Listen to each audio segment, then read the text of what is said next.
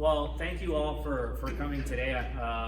I'm really excited to be here at the museum again, and now to be kind of at the tail end of the project that we had going on. As Andrew has said, I'm an artist, dad, skateboarder, traveler. I just have all these things up here so that people know that I'm more than like one thing, as all artists and people are usually more than just one thing. So yeah, I'm here on behalf also of our organization, Super Stories, that my partner Grace and I had started. We are an organization. We focus on educational opportunities through art, and we tell stories mainly through our projects and murals. And we work with students, communities, all kinds of people to paint large murals. A tiny little background of myself. Originally, I'm from Argentina. I came here when I was 5. We moved back to Argentina when I was 8, and then I came back when I was 12. A lot of back and forth, and then I grew up in the Massachusetts area, and then traveled a lot. One of the things I talk a lot about is I partially learned English through drawing. I would draw something, and then a student would tell me like, "Oh, that's an apple," and I would say, "Oh, it's a manzana," and we would just interact like that. So for me, art, drawing, and being creative is like really important to my development. And when I say stuff like that, I see, especially in schools, a lot of students who have had a similar experience really be able to relate. So I always want to share that part of my background. But I'm here because we painted a mural, and I wanted to talk a little bit about the importance of public art, a little bit about the history of it, and then show some photos of what we did this week, which you could also maybe see in the news. But really the biggest question that I get asked is, why do we paint murals, and what is the point of this? And there's just so many different aspects of public art that are important. Like, for example, the Statue of Liberty is one of the most important pieces of public art in the world.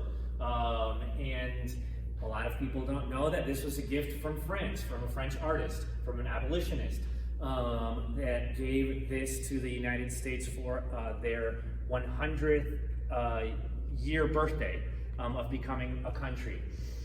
This is public art. A lot of people think it's just a statue, of course, but this is a big, important piece of public art. This is a mural, a project that I was directing. It was created for a project called Dripped on the Road, and this is an artist, Evan Lovett. This is a mural of a coal miner, and this was painted in Pennsylvania, in Indiana, Pennsylvania, and it was the only mural around there of depicting coal workers. That's actually his father, and his father was not a coal miner. He does come from a background of people that had worked in that area, but he had actually done this whole thing. He had like created this like background in his garage so that he could take a photo and then work from that.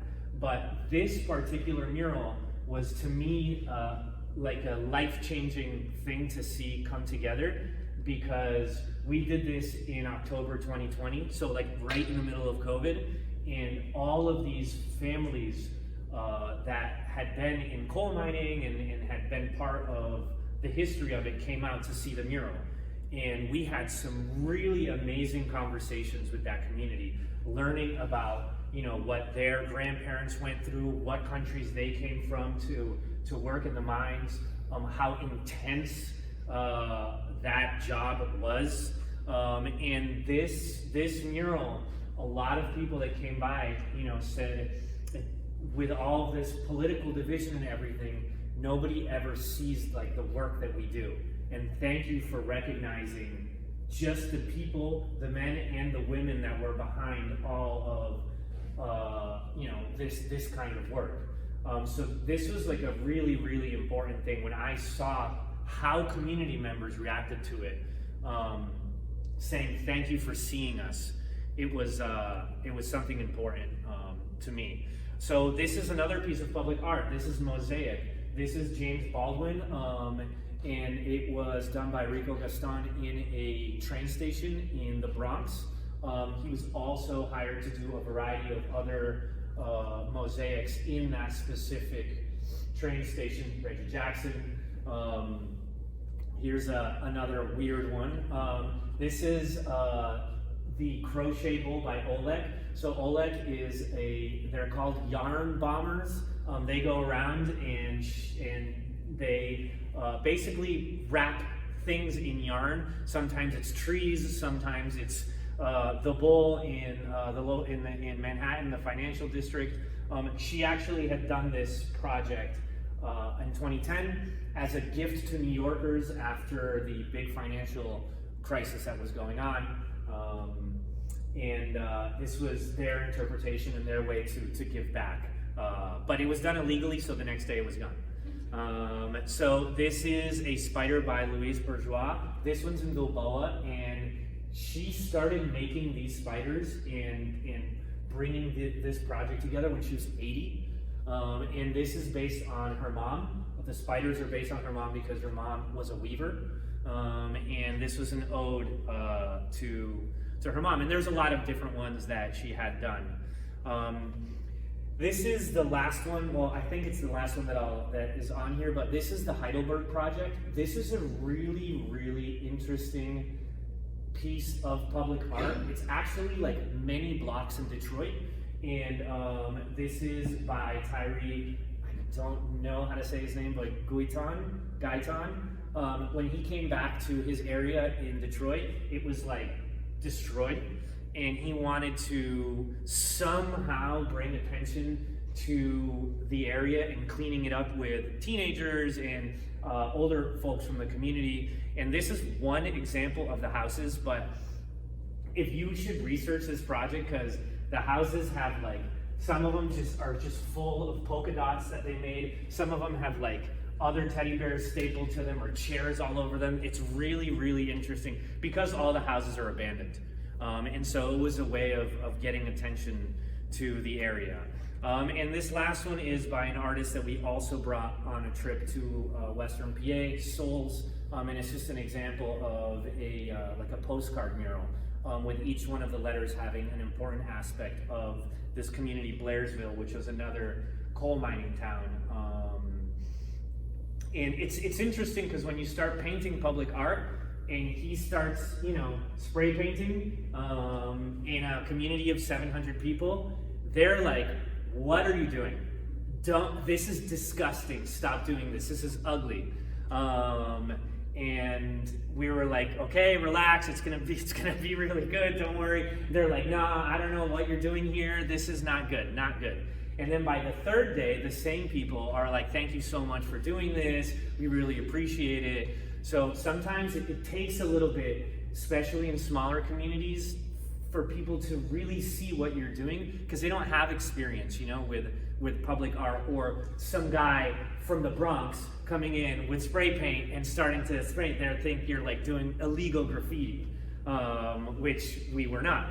But some of the things of public art, especially that I saw that happened here, was that we were able to tell the story of what the elementary school kids wanted to see on the wall. It definitely made that area a little bit more beautiful by adding all of the color there. And it gave, the place a little bit of like a happy jump start.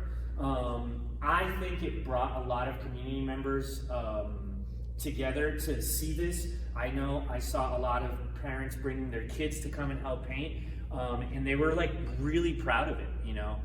We had some students just drawing in my sketchbook, and then we put those drawings up on the wall. And one of the most important things is that it's free art, so you don't have to pay for it. You can just walk by it, and you can enjoy it.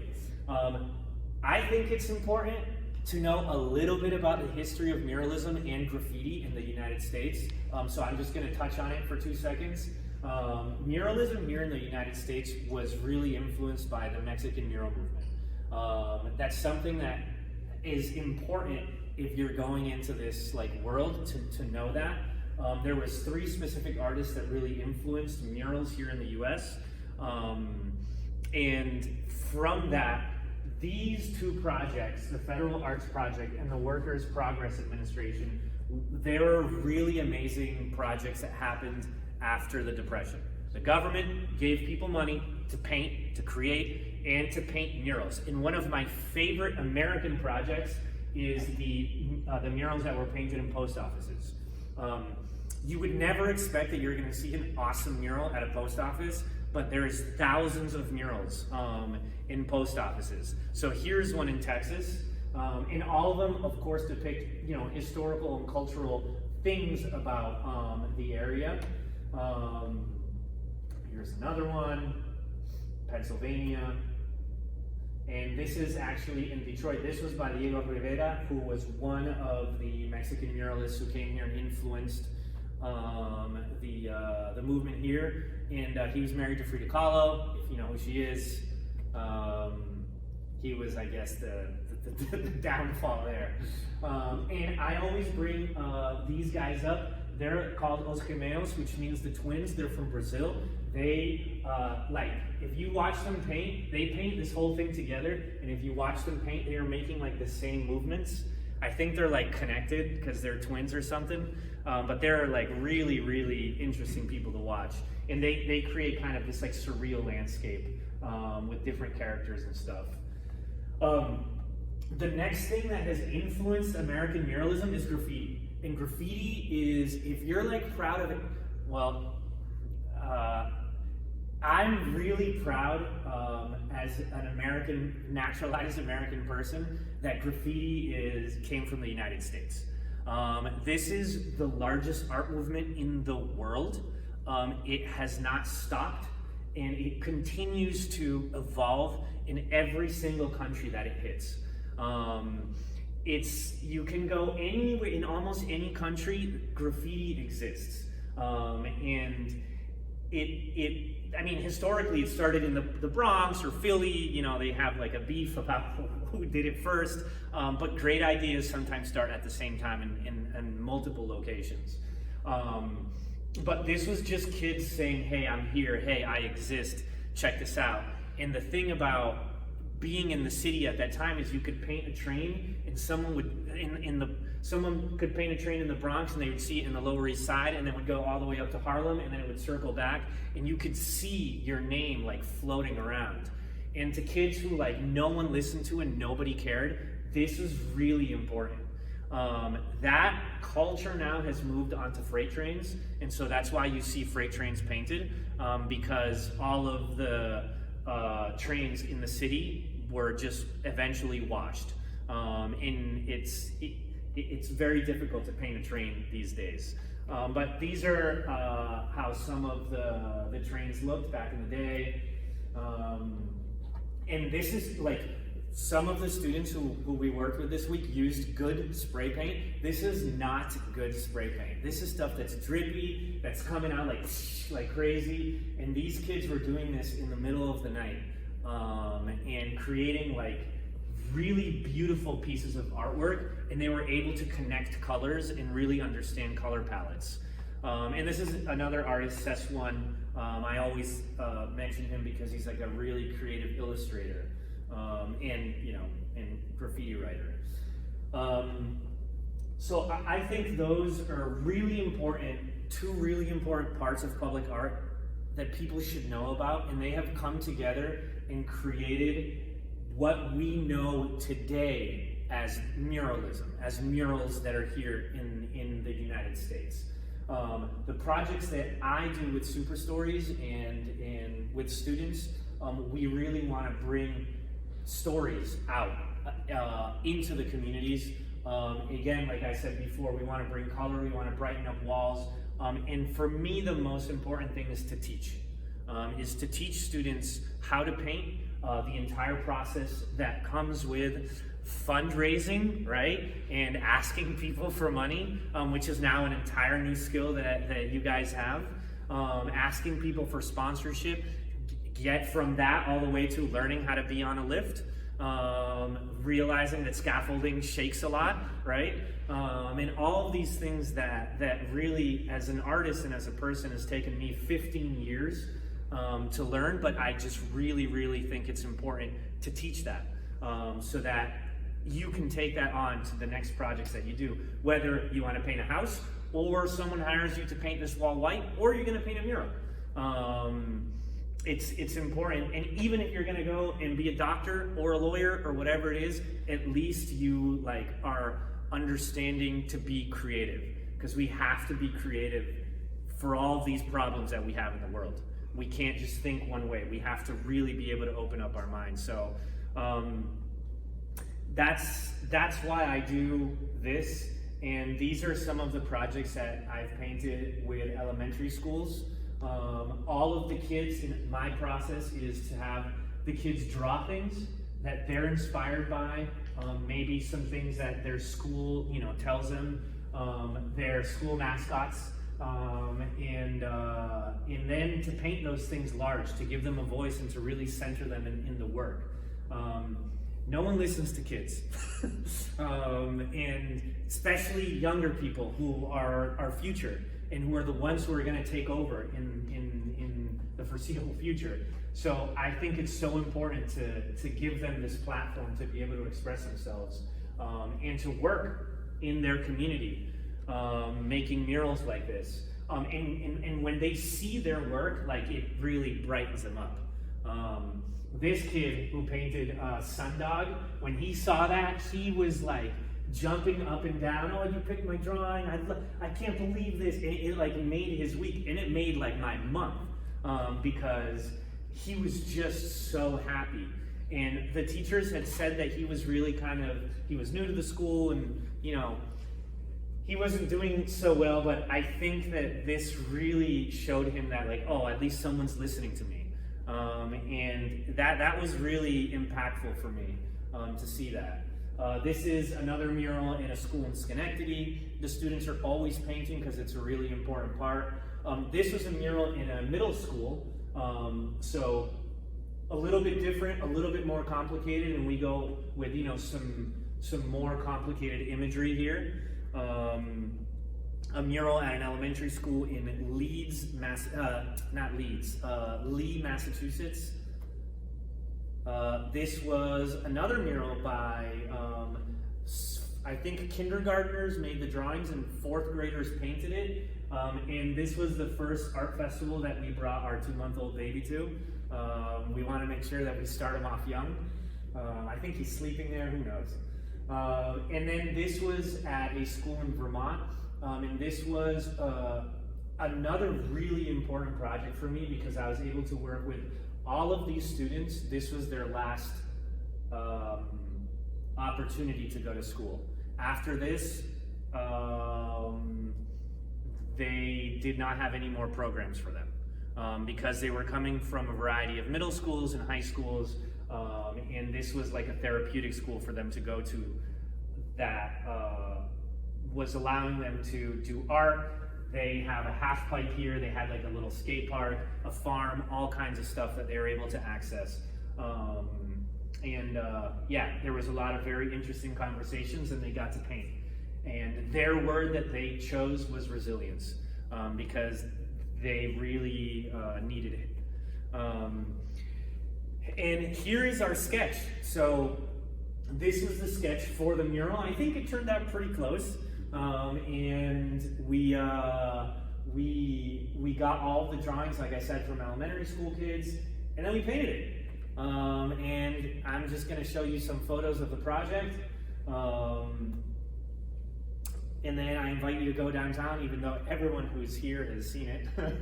There's no new faces, but yeah, I was really, really, really excited about being able to do this.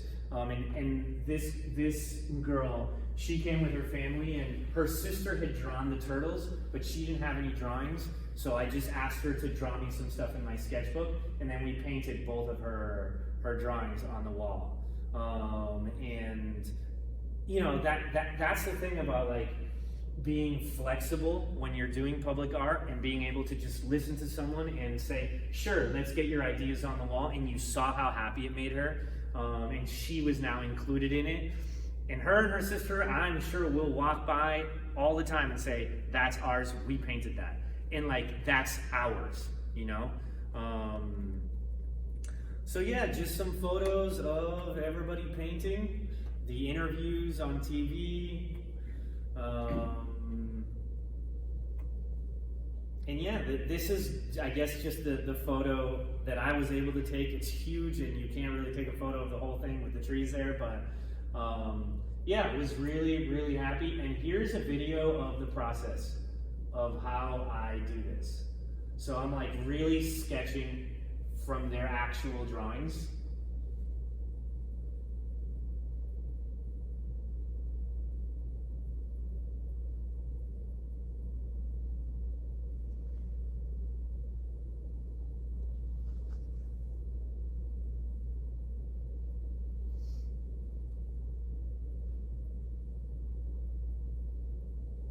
And that's it. And one thing I always like to share is I always try to design everything in triangles, because then it visually somehow it just makes it work. So if you look at all of the background colors, like they're all made into a triangle, and that's how like they bounce off each other. And that's how I see it when I do it. So if I drop this color in the background first, I'm only dropping greens in a triangle formation, so that to me it works, and I think it was pretty well balanced with the colors. So that's just a little thing I say, and I just really want to thank the museum for having me, and the Teen Art Board for really being leaders in this project. Annie, of course, thank you so much for working with me and getting this going. Perfect Strokes, they gave us all the paint, which was amazing. And Smile Doctors funded it. The Cookie Shop gave us the wall. LRA gave us the lift. First Choice Family Chiropractic as well supported it, and El Vaquero, and all of the community members who helped out. Super amazing project to be part of, and I'm just glad that you all had me back. So thank you so much.